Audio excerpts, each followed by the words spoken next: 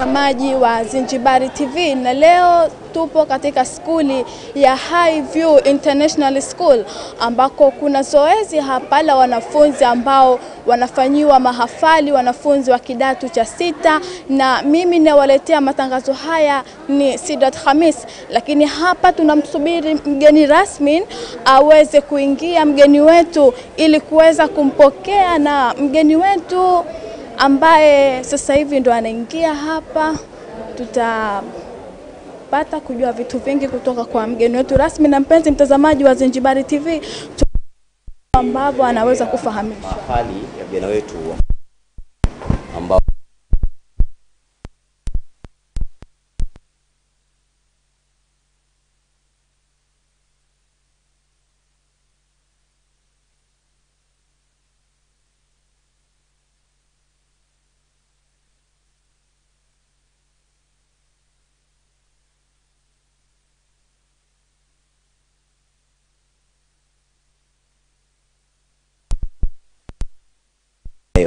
sababu tumeka asili yetu, wazazi wetu kwa kiasi fulani tunahisi kwamba wanasahau baadhi ya mambo. Kwa hiyo nyinyi kama wadau wakubwa wa serikali, kwa hiyo kubwa ya kuchochea baadhi ya vitu, ili angalau si vyote lakini vile ambavyo vinafaa bado tuweze kuviboresha. Kwa kuwa ni mwenyeji wa mambo haya, sina haja ya kufanulia. Nifundishe kidogo. labda wenyewe tunao hapa Madam Zuleha, Madam Zainab, Madam Hawa hayupo, Madam Hawa ambao huyu ndio mkuu tafrijia hii. Kwa tupa maelezo mawili matatu kwa nini wameamua kuweka plani hii leo ya asili ya Kizanzibari. Naam Madam, karibu. Assalamu alaikum. Tumeamua kuweka plani yetu hii kwanza kwa kukumbusha watu kama tudumu na asili zetu, tuwadumishe watoto wetu na wao wajue asili zetu. Mfano, hawajui wengine, watoto wengine kama kuna makasha, hawajui kama kuna vibubu, kama wazetu wa zamani walikuwa wanatumia vibubu. Kwa hiyo ndio maana tumeweka hii. Tuna theme yetu ya, maana kuna igizo linaosema kuhusu mambo ya zamani tumeacha. Kwa hiyo ndio tumeona bora tu design hivi, then watoto ili kuwahamasisha watu wakumbuke asili yetu, inshallah kutunza utamaduni wa asili yetu. Asante. Lakini wakati tunatoka hapa, Angalia hapa tutaona imeandikwa iliyopuuzwa. Tulipoingia kuna neno limeandikwa asili yetu, lakini tukitoka maana yake tunaachana nayo. Kwa hiyo kwamba hii asili moja kwa moja. Karibu sana mheshimiwa wangu. Na mpenzi mtazamaji wa ikiwa tayari mgeni wetu rasmi na ameshaalikwa, lakini mpenzi mtazamaji nikukumbushe, siko peke yangu, niko na mwenzangu hapa Amina Adam, ambaye tutawaletea matangazo haya moja kwa moja. Amina, karibu. Asante. Mtazamaji wa Zinjibari TV, kama walivyoona mgeni wetu rasmi amewasili, Mheshimiwa Nadir Abdullatif, ambaye ni naibu waziri wa ardhi na maendeleo ya makazi. Mtazamaji, kama unavyoona walimu nao wapo, wageni waalikwa, wanafunzi wamependeza sana. Haya ni mahafali ya 9 katika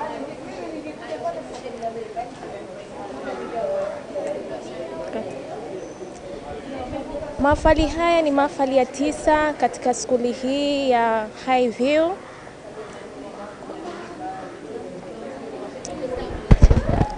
Mtazamaji, kwa sasa hivi tayari mgeni rasmi na ameshakuja, twende tukaone kuna kitu gani wametuandalia wanafunzi hawa ambao wana graduation wa Kidatu cha Sita.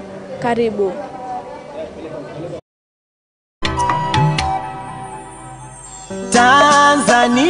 Tanzania nakupenda kwa moyo wote, nchi yangu Tanzania, jina lako ni tamu sana.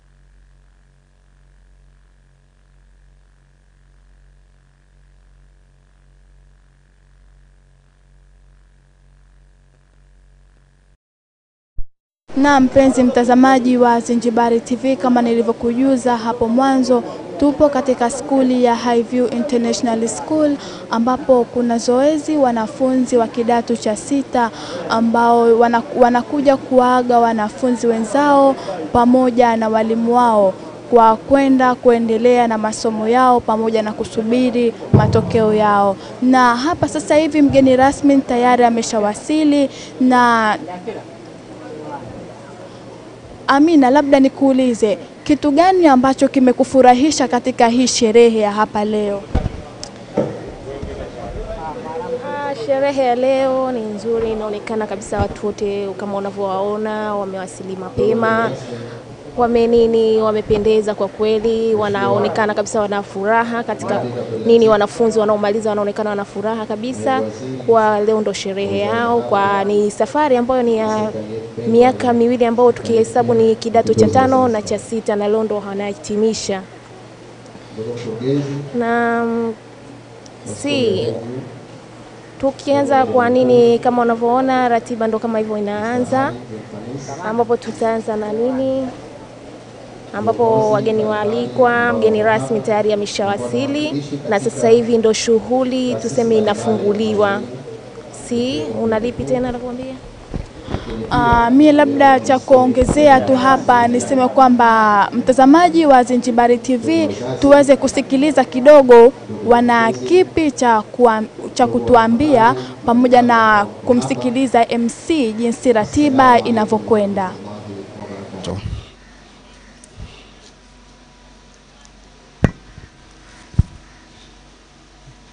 Ndugu mgeni rasmi, kwa kuwa ilikuwa tunakusubiria kwa hamu kubwa sana uwepo wako katika shule yetu hii, ambapo ikiwa tunaadhimisha mahafali ya 9 kwa kidato cha 6 katika skuli yetu ya Highview.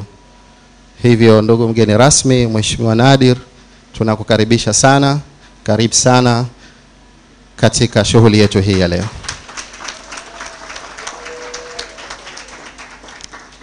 Lakini sambamba na hayo, kama nilivyozungumza awali ya kuwa tuna ugeni kutoka sehemu mbalimbali, hivyo ndugu mgeni rasmi, naomba kwa ruhusa yako niweze kukutambulisha juu ya ugeni ambao tuko nao hapa katika shule yetu hii. Ndugu mgeni rasmi, naomba utambue katika hafla yetu hii kuwa tuna wawakilishi mbalimbali kutoka vyuo vikuu, lakini pia utambue kwamba tuna vyombo vya habari ikiwemo Zanzibar Cable na vinginevyo ambavyo tuko moja kwa moja, tuko mubashara kama ilivyo lugha maarufu ambayo inatumika katika mambo ya tasnia ya habari. Hivyo baada ya utambulisho huo ni kwamba sasa tunaanza shughuli yetu rasmi, na tutaanza shughuli yetu kwa dua ili mambo yaende vizuri zaidi. Lakini pia kabla ya hapo, ndugu mgeni rasmi, tuko na vijana wetu ambao tayari wamemaliza mitihani yao ya kidato cha 6 ikiwa wanasubiria matokeo, ambapo mategemeo inshallah tunategemea hawa vijana wanaenda kufanya vizuri na matokeo yanakuwa mazuri inshallah. Hiyo ndio dua yetu. Lakini pia na ujio wako tunaamini haya yatazidi kupata nuru zaidi. Baada ya hayo, naomba tuanze rasmi shughuli yetu.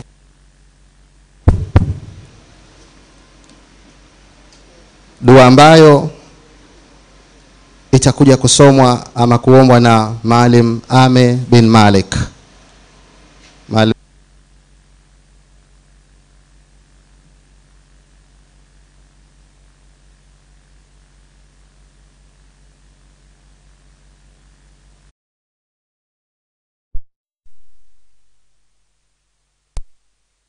Wa Zinjibari TV, kinachofuata sasa hivi ni usomaji hapa wa dua. Tunamsubiri ustadhi huyu atusomee dua na tumsubiri mwanafunzi. Ikimaliza dua tunamsubiri mwanafunzi aje atusomee shairi, na itakaposoma hapa dua tutaitikia kwa wote.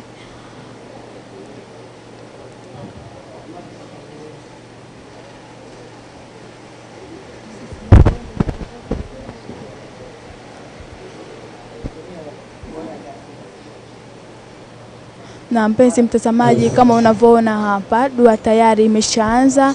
Al-Fatiha. Amin. يومالدين إياك نعبد وإياك نستعين اهدنا الصراط المستقيم صراط الذين أنعمت عليهم غير المغضوب عليهم ولا الضالين آمين. بسم الله الرحمن الرحيم. الحمد لله رب العالمين والصلاة والسلام على رسول الله صلى الله عليه وسلم.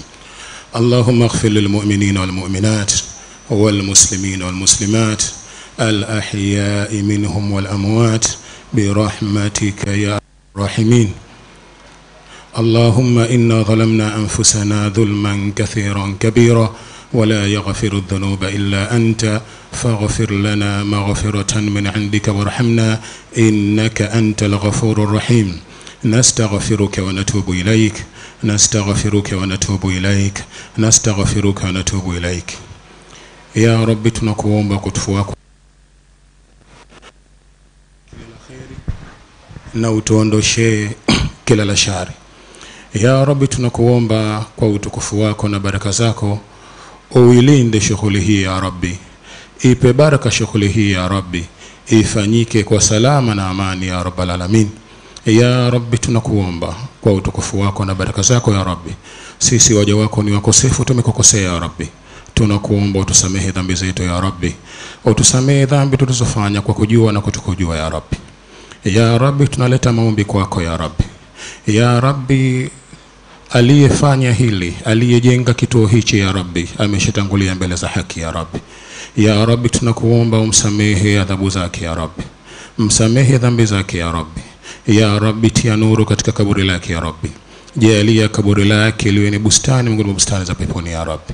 Ya Rabbi kwa sadaka yake hii ya Rabbi aliyofanya ya Rabbi, tunakuomba mjalie pepo ya Rabbal Alamin.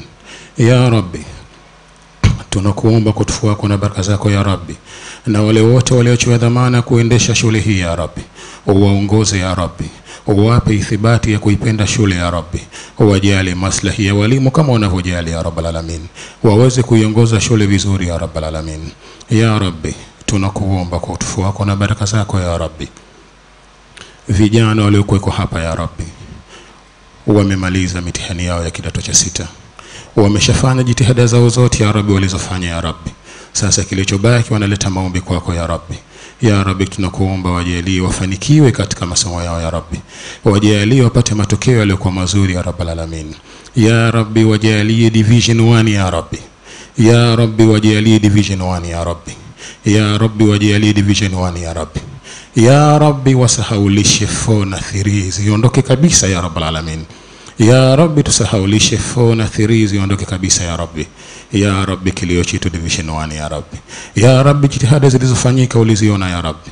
Vijana waliacha wazazi wao wakaondoka makwao ya Rabbi, wakawa wanalala ndani ya jengo hili ya Rabbi kwa kutekeleza amri yako ya kusoma ya Rabbi. Tunakuomba ya Rabbi wafanyie wepesi wafaulu katika masomo yao ya Rabbal Alamin. Ya Rabbi tunakuomba kutufu wako na baraka zako ya Rabbi, uwape nguvu walimu wazidi kuandaa vijana ya Rabbal Alamin.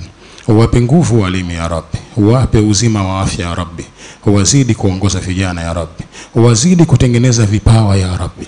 Ya Rabbi tunakuomba kutufu wako na baraka zako ya Rabbi, kwa jitihada hizi za walimu ya Rabbi pamoja na jitihada za uongozi ya Rabbi, tunakuomba ya Rabbi uwaraghibishe, uwape mahaba, uwafanyie wepesi viongozi ya Rabbi, wazidi kuimarisha maslahi mazuri ya walimu ya Rabbi, waongezee mishahara walimu ya Rabbal Alamin ili mambo yazidi kuwa mazuri ya Rabbal Alamin. Ya Rabbi tunakuomba kutufu wako na baraka zako ya Rabbi, wewe ndio unayeshinda usishindwa ya Rabbi, wewe ndio muweza juu ya kila kitu ya Rabbi. Ya Alim, Ya Aziz, Ya Ghafur, Ya Dhul Quwwati Matin. Ya Rabbi tunakuomba ulifanyie wepesi jambo hili ya Rabbi, ili walimu wazidi kufanya kazi nzuri ya Rabbi. Ya Rabbi tunakuomba zijali jitihada za walimu ya Rabbal Alamin, walimu ambao wanaacha kila lao kuandaa vijana hawa ya Rabbal Alamin. Ya Rabbi tunakuomba kutufu wako na baraka zako ya Rabbal Alamin utusamehe pale tulipokukosea ya Rabbi. Ya Rabbi tunaendelea kukuomba kilio chetu ya Rabbi, vijana hawa wanaondoka hapa watakwenda mbele ya safari ya Rabbi. Wajalie matokeo mazuri na wachague viwa vizuri, na wajalie kila mmoja apate kile ambacho alichokitaka ya Rabbi, masomo ambayo yatakuwa na kheri na wao. Kila mwenye kuomba masomo ambayo yatakuwa na kheri na yeye ya Rabbi, mfanyie wepesi ili apate ya Rabbi.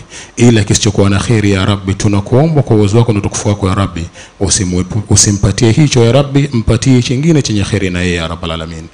Ya Rabbi, tunakuomba kwa utukufu wako na baraka zako ya Rabbi. Kuna walimu hapa tunao ya Rabbi bado hawajaingia kwenye nusra ya Rabbi. Tunakuomba ya Rabbi wafanyie wepesi ya Rabbi, waweze kuingia kwenye nusra ya Rabbal alamin. Wafanyie wepesi waweze kuingia kwenye nusra ya Rabbal alamin.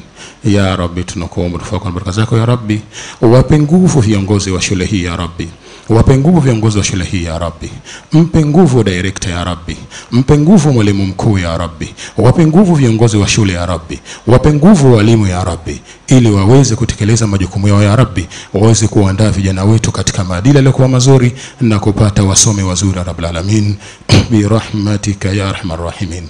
Ya Rabbi, wazee wetu wachatangulia mbele za haki na wao ya Rabbi, wasamehe dhambi zao ya Rabbi, waondoshie adhabu zao za kaburi ya Rabbi. Yajalie makaburi yao ya bustani mngine bustani za peponi ya Rabbi, wala usijalie makaburi yao kuwa ni mashimo mngine mashimo motoni ya Rabbi. Ya Rabbi, tunakuomba kila lililozito utufanyie kwa wepesi ya Rabbi, kila lililozito liwe jepesi ya Rabbi. hakuna linaloshindikana kwako ya Rabbul alamin birahmatika ya arhamar rahimin. Rabbana atina fid dunya hasana wa fil akhirati hasana wa qina adhaban nar. Wa sallallahu ala nabiyyina Muhammadin nabiyil ummi wa ala alihi wa sahbihi wa sallam walhamdulillahi rabbil alamin.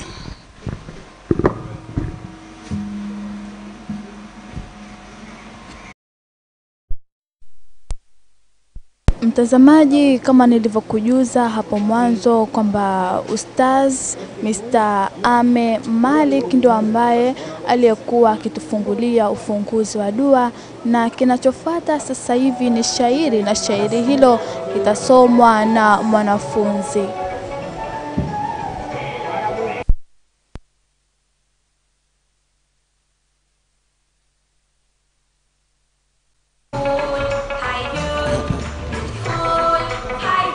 Tare? Sijui mimi.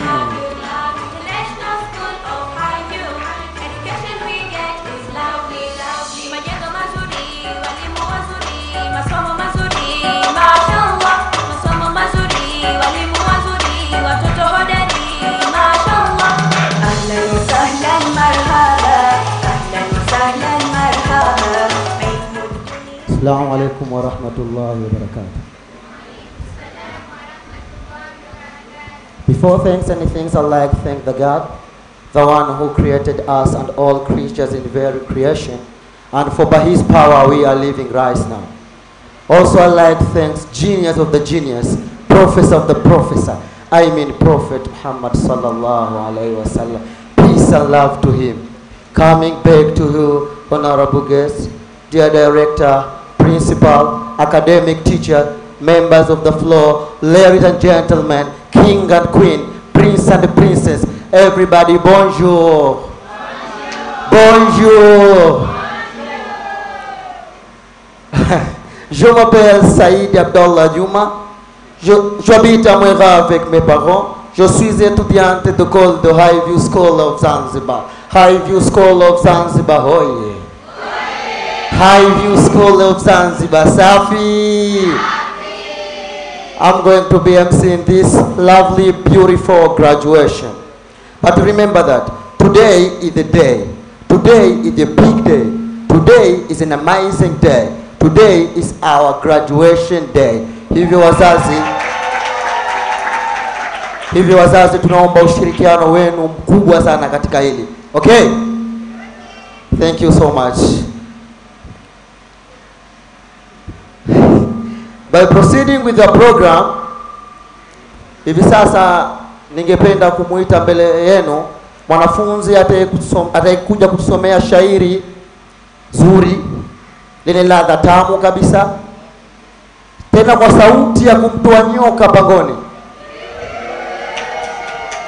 Nafikiri wazazi mmemisi hivi vitu, na ndio maana tunavyo vipaji mbalimbali hapa shule yetu. Mwanafunzi, you are warmly welcome.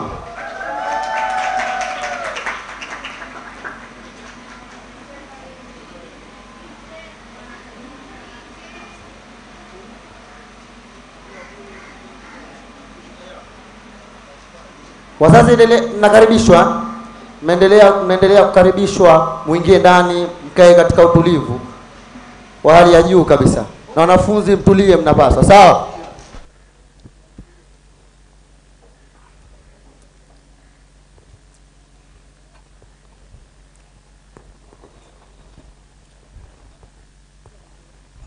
Bismillahi twaanza kuwasomea shairi, tunamuomba muweza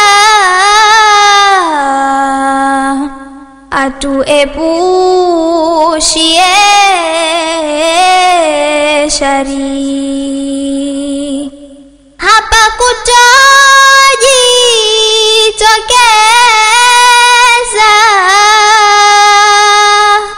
zikatutia dosari, safari ya wana hawa ina matunda mazuri.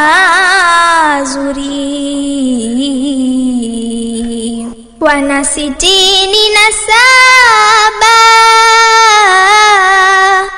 wameingia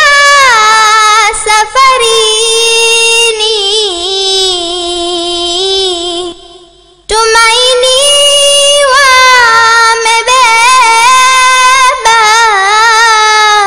wamebeba kutuletea nishani. Na kweli mambo si haba,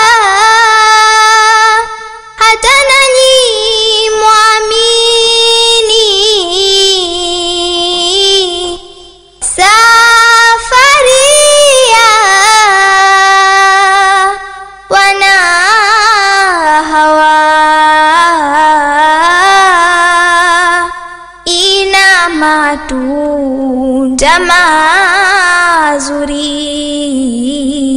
mazuri. Walitoka kaka zao walosafiri awali, pamoja na dada zao walopambana kikweli. Mara hii zamu yao vyema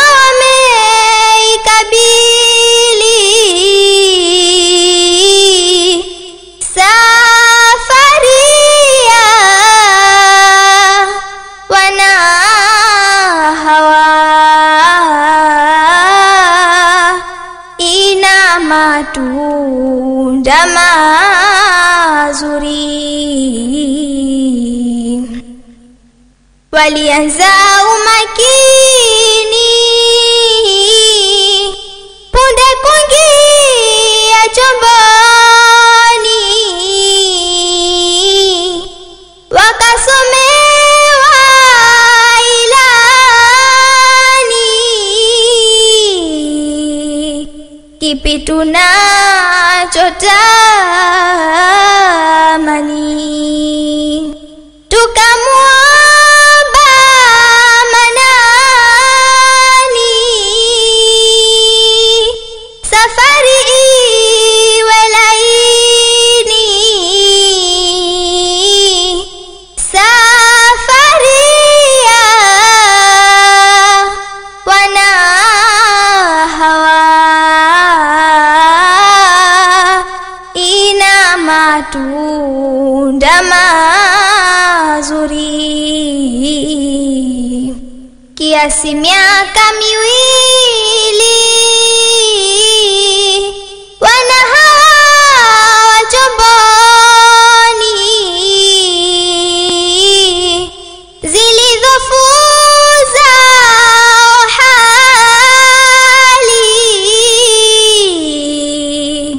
walikuwa tabani, wametumia akili asubuhi na jioni,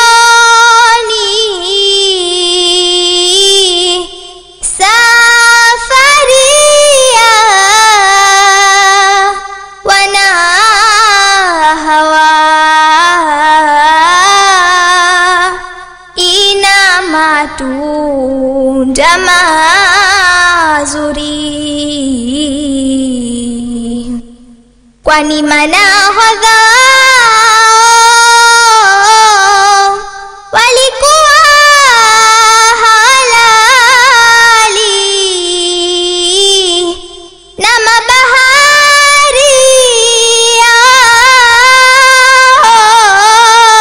yao, walijituma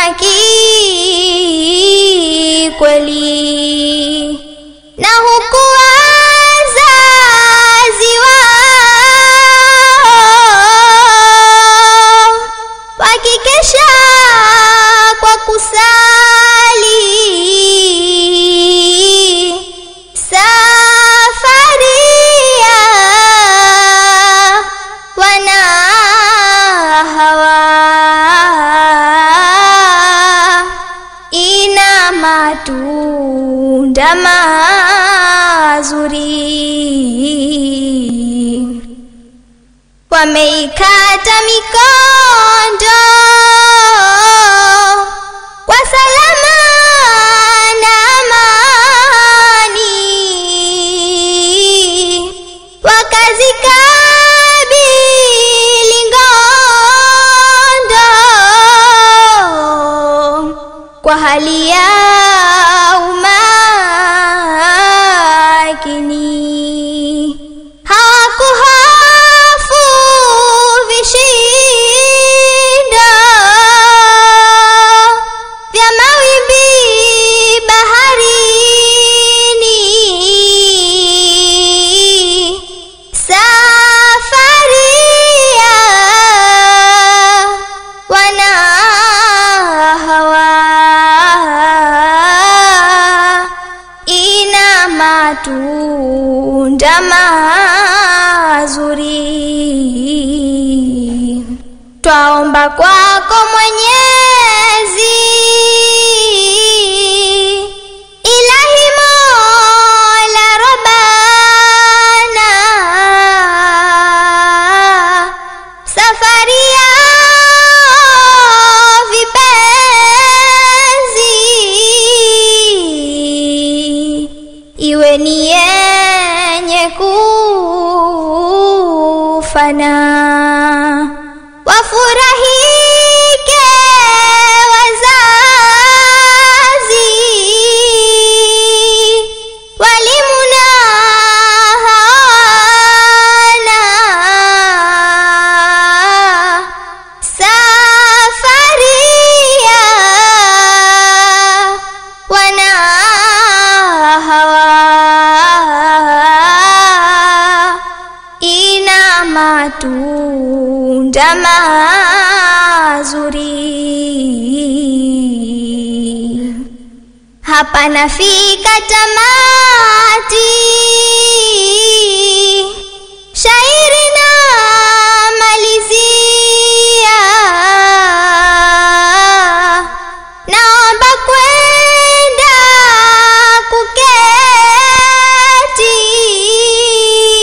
kuketi, mengine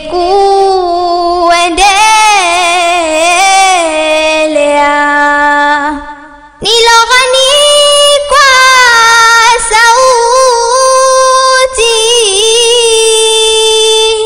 sulhia mwanijua, safari ya wana hawa ina matunda mazuri.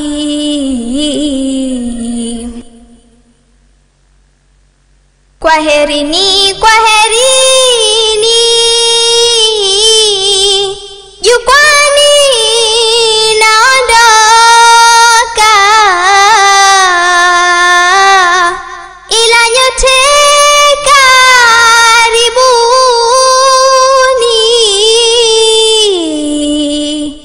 Hivi mulofika kwa vyema furahieni, hapa yatayotendeka. Safari ya wana hawa ina matunda mazuri.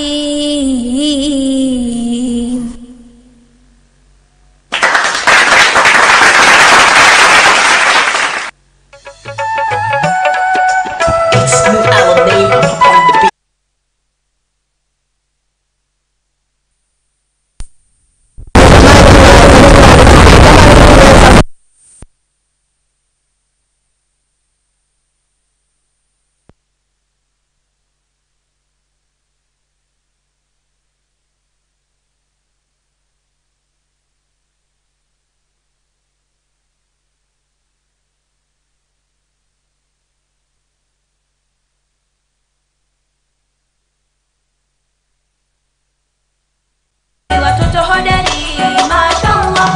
Ahlan wa sahlan marhaba, ahlan wa sahlan marhaba. Ilmu dunya nata'allamuhu, ilmu dunya nata'allamuhu, ilmu al-akhirah nashhadu. Ndugu mgeni rasmi, hivyo ndio miongoni mwa vipaji ambavyo vinatolewa hapa katika skuli yetu ya Highview. Hivyo ndugu wazazi, kutunza mnaruhusiwa, na ni muhimu sana ili hata hao wengine ambao tunaendeleza katika vipaji tofauti tofauti wapate hamasa zaidi na zaidi, ili iwe ni zaidi ya hapo. Ndugu mgeni rasmi, naomba uniruhusu pia kuendelea katika kuwatambulisha na wengine, kwa sababu shughuli hii hukamilishwa na wengi, sio mtu mmoja wala wawili wala watatu.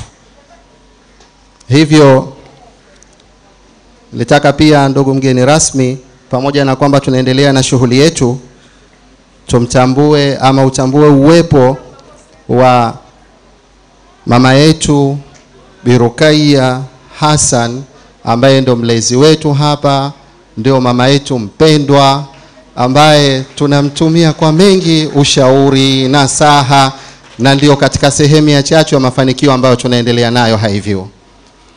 Lakini pia napenda mheshimiwa mgeni rasmi ni ruhusu kwamba tuweze kumtambua ama kutambua uwepo wa mama yetu pia Zainab Hussein, ambaye ndiyo mwenyekiti wa kamati ya wazazi katika skuli yetu. Na hii ni kama ilivyo utaratibu kwamba lazima kuwepo na kamati katika skuli, ili nayo itoe mchango wake kwa hali moja na nyingine, ili mradi mambo yaende vizuri na tungae zaidi, hususan katika taasisi yetu, katika tasnia nzima ya elimu, ikiwemo matokeo na kadhalika. Lakini pia ningependa kutambulisha uwepo wa chombo cha habari hichi ambacho tunaita Zinjibar TV. Kwa hiyo na hata wale ambao wako majumbani, wako katika mitandao, wanaweza tu moja kwa moja wakaingia YouTube, kwa kuwa iko online, na wanaweza kaona live kabisa Zinjibar TV, kuona kinachoendelea Highview, ambao bila shaka ni mambo makubwa mno ambayo hayana mfano wake. Asante sana Said, na kuomba sasa uje uendelee na kutuhabarisha yanayoendelea. Mtazamaji wa Zinjibartv TV, kama nilivyokujuza hapo mwanzo kwamba Said Abdillahi Juma ndio ambaye aliyemkaribisha stuli hii kuweza kutusomea shairi letu zuri likiwa na ndani yake kuna ujumbe. Sasa hivi kinachofuata ni English program, na tuangalie mbele kinachoendelea. Highview ni nyumbani, nyote karibuni. Wow, wow, wow. Bravo, bravo, bravo. It's really fantastic. We all appreciate with it. That's why we love Highview School of Zanzibar. Highview School of Zanzibar, oh yeah. Highview School of Zanzibar, safi. Kelele moja kwa mkurugenzi yake. Ndugu mgeni rasmi, ndugu uongozi wa skuli, mabibi na mabwana, natambua mnajua kinachoendelea katika jamii yetu hivi sasa. Kumbe hamjui. It's about blue economy. Nikisema blue economy, maana yake ni uchumi wa blue. Hivyo wanafunzi wa Highview School of Zanzibar hawakuwa nyuma katika kuonyesha faida mbalimbali za blue economy, hawakuwa nyuma katika kuonyesha faida hizo katika utondoki uliotukuka kabisa. Hivyo wanafunzi ambao watakuja kuwakilisha blue economy ili kuweza kuleta maendeleo katika jamii yetu, mnakaribishwa. You are warmly welcome.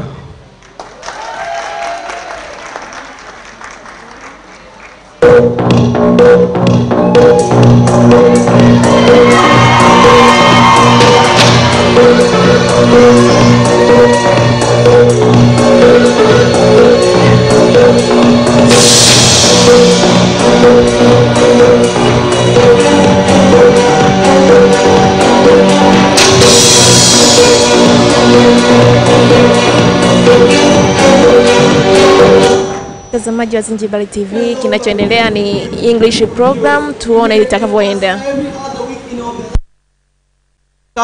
And the show is Highview in the next level. Like every other week, I will not be alone here. I'll be with my first panels discussing a very important issue. And this week, I am super excited because we are going to discuss a very important and trending issue in Zanzibar right now. My name is Miss Mohammed Ali. I am your host of today from starting up to the end of the show. So take a while to guess what is that important and trending issue in Zanzibar at the moment. Stay right there. Don't go anywhere. We will be right back after the short break.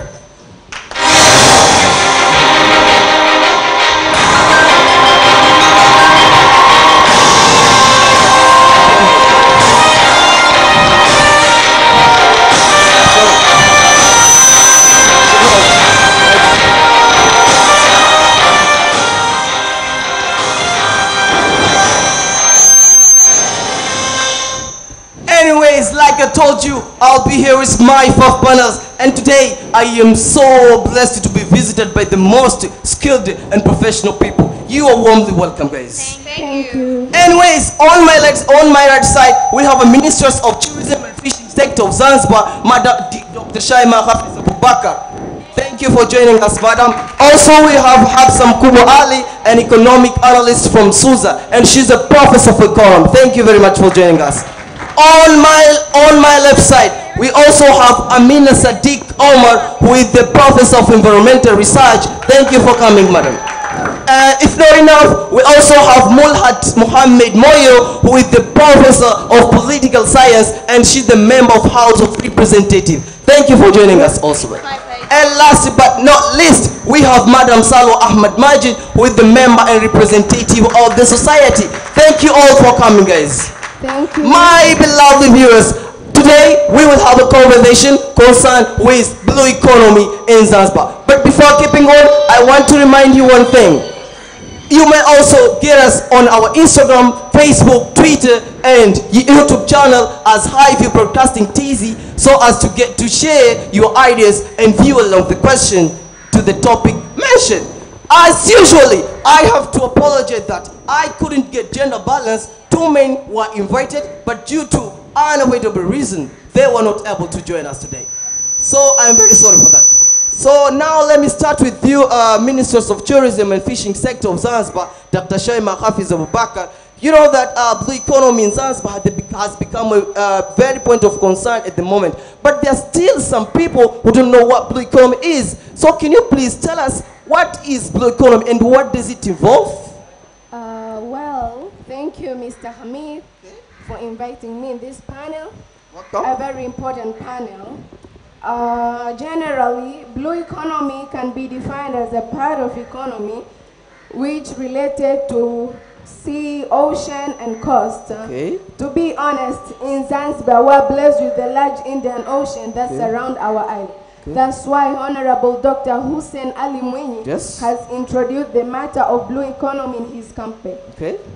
In briefly, also blue economy is interconnected with many other activities like fish resources, extraction of fishes like fish and shellfish. Also, maritime transport business, which is very important sector in globalized market. Absolutely. It is most visible in terms of container ship or oil tankers. Also, if not enough, all boats and vessels require port, mariners, and storage. All this has to be constructed, administered, and managed. Okay. Also, blue economy involves coastal activities. In coastal areas, there are many activities which is going on like scuba diving, kite surfing, and stand-up paddle. Okay. All these has to be done, especially is done at Nungwi and Kizimkazi. In addition, blue economy involves extraction of fishes. We call it aquaculture. Okay. Sometimes we call it aqua farming. Okay. This deals with extraction of fishes for human consumption. Okay. I mean cultivating of organisms, aquatic organisms in sea and ocean. Okay. Also, all in all, blue economy is mostly related with sea and ocean. That's all for it. Thank you very much. Thank you very much. I really appreciate for your fabulous contribution, and I hope my beloved viewers have learned a lot from it. So let's come to you, Dr. Professor Habsam Kubo Ali, an economic analyst from Sousa. On our Instagram page, there are some people who are blaming that blue economy is unbeneficial and just losing time matter. And I had the same blame from my street. So can you please make everything clear on this? Thank you, Mr. Khanmis, for inviting me here today, discussing a very important and trending issue in Zanzibar now. Okay. The same as you heard, I have had voices blaming that blue economy is unbeneficial and undermine the development of the country. Firstly, I want people to change their negative perception toward this issue. Confidentially, let me make everything clear. Okay. On the economic front, blue economy has contributed to about 50% of GDP in Zanzibar, whereby 30% is contributed by tourism sector, and more than 72 people have been employed in that sector in 2021. Okay. And if that is not enough, in the same year, Zanzibar has received about 530,000 tourists as a result of effective implementation of blue economy programs. Okay. And the remaining 20% is contributed by tourism and transport sector. Okay. So I think Zanzibar youth should stop blaming and still use this opportunity effectively by involving themselves in blue economy issues like aquaculture and seaweed farming, so as to improve the conditions of their lives. Yes. Also, for all people who need to specialize and learn on blue economy issues, the program is provided by affordable fees at Pwani University and UNISM in Tanzania. That's all from my side. Thank you very much. I truly appreciate for your wonderful advice, and I hope you've cleared the air. So let's come to you, Professor of Environmental Research, Professor Amina Sadiq Omar. On our Facebook page, there's someone who is asking about the challenges that face blue economy in Zanzibar at the moment. So can you please tell us what are those challenges that face blue economy in Zanzibar? Okay. Thank you for having me on your show, Mr. Khanmis. It You're has welcome. been a pleasure.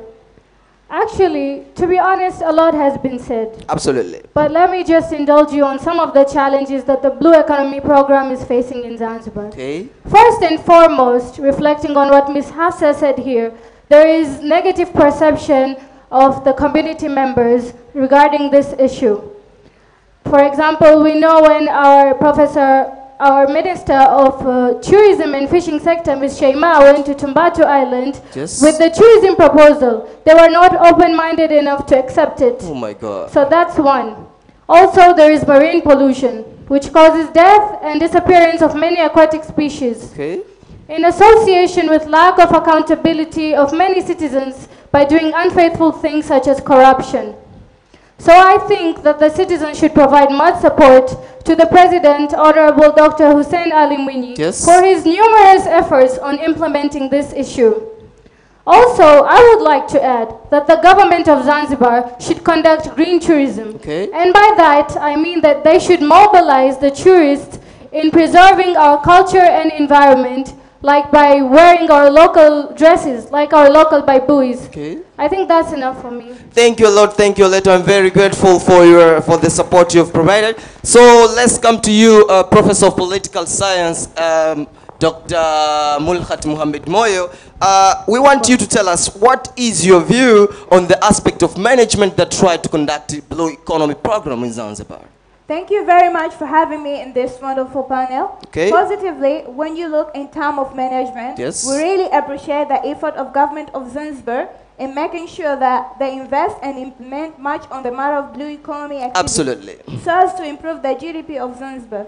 Honestly, many political leaders from different parties congratulate Honorable Dr. Hussein Ali Mwinyi, a president of Zanzibar, for his ideas of involving local communities from different parts of Zanzibar in different blue economy activities like aquaculture, which have changed many people's life in Zanzibar. As I'm a politician, I'm glad to say that blue economy has become a part of concern in the representative house. And we have already discussed and planned the budget of it. We expect to have great achievement of that issue. If not enough, until the end of this year, our vision is to obtain 80% of income from Blue Economy Program in association with development of new towns like Nungwi and Mangapani. That's and wonderful. all means of transport like roads and air transport. Thank you, Mr. Khanmis. That's very kind of you. Thank you very much, Professor of Political Science and Member of House of Representatives. It's your time, Madam Salwa. We just want you to tell us what is your advice to your fellow citizens and government of Zanzibar on the blue economy opportunities. Thank you for giving me this opportunity. I would like to advise my fellow citizens, especially who live in the coastal areas of Zanzibar, like in Nungwi, Mangapwani, and even Makunduchi, and Tumbatu, to leave negative perception, as Professor Amina Sadiq said before. Absolutely. And instead, to use this opportunity effectively by investing themselves. Because our government cannot employ all of us. So we should use blue economy opportunity to employ ourselves. On the other side, the government of Zanzibar should provide affordable loans with no interest to the citizen in order to help citizens economically. Absolutely. And last but not least, the government of Zanzibar should consider the risk of blue economy on culture in association with freedom of people. That's all for me. Thank you very much, thank you very much, thank you very much, Madam Salwa, and thank you all for joining us today. I really appreciate your advice, Madam Salwa, and I hope my beloved viewers will take it positively in association with our strong man, Honorable Dr. Hussein Ali Mwinyi, will take action toward your advice about loans. Thank you very much, all of you, for having you today, and I am very, very, very grateful for your wonderful contribution. And I wish I had more time to discuss about it, but we don't have much time. Thank you all for coming. Thank you. My beloved viewers, I hope you've learned a lot from our conversation, and I want to remind you for once again that don't forget to subscribe on our YouTube channel and like on our Instagram page so as to get our update every day. Thank you very much. That's all we have for you today. Thank you a lot, and bye-bye.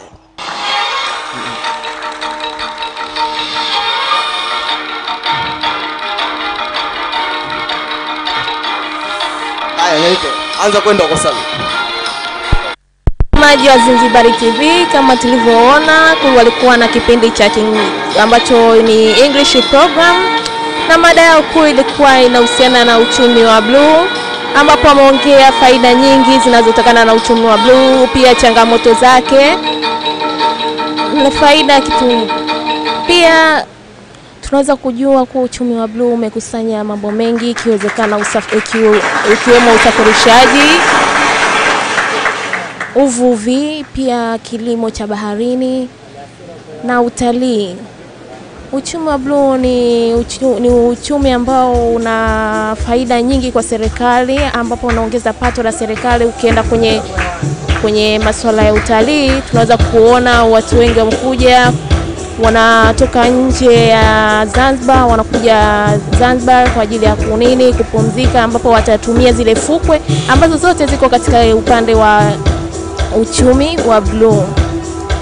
Pia tunaweza kuona pia katika masuala ya uvuvi, watu wengi pato jingi la serikali pia linatokana na uvuvi, pia usawa upande wa kilimo.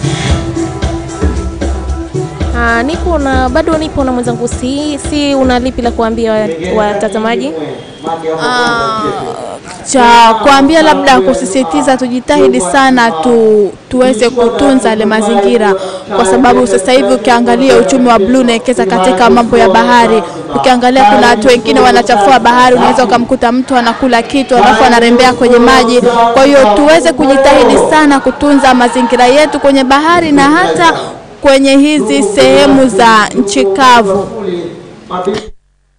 Pata sasa hivi mpenzi mtazamaji ni nashdi pamoja na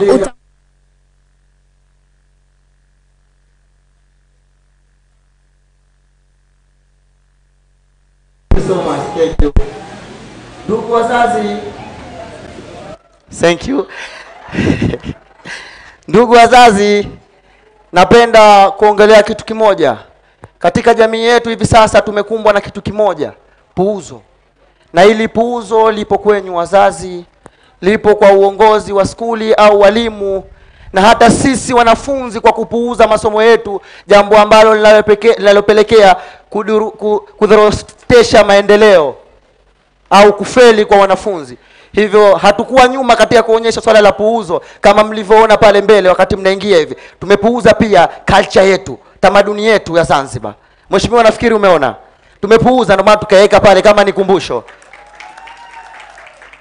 Makofi kwa Highview School of Zanzibar. Wameonyesha ubunifu wa hali ya juu. Wameonyesha ubunifu wa hali ya juu kabisa. Hivyo ningependa kukaribisha wanafunzi wanashidi ambao watawakilisha swala zima la puuzo. Wanafunzi, you are warmly welcome. Please.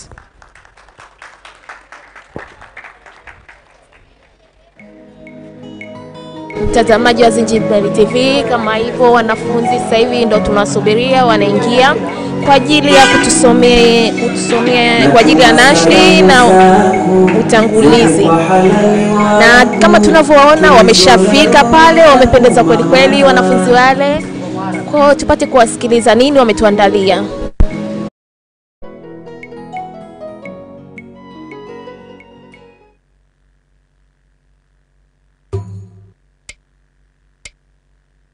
Kila mtu apuuza, kubwa ajitizamia, ashindwa kukataza, uovu unazidia. Kila mtu apuuza, kubwa ajitizamia, ashindwa kukataza, uovu unazidia.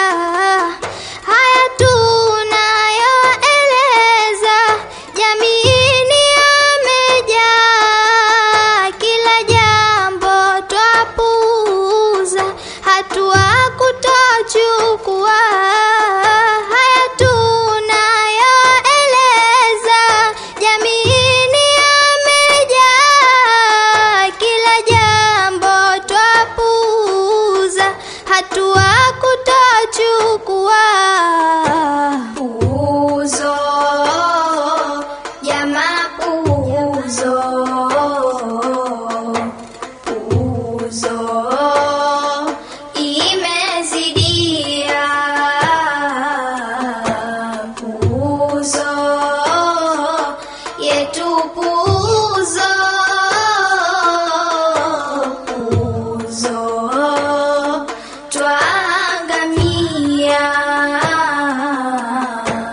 wakipita mitaani kwa macho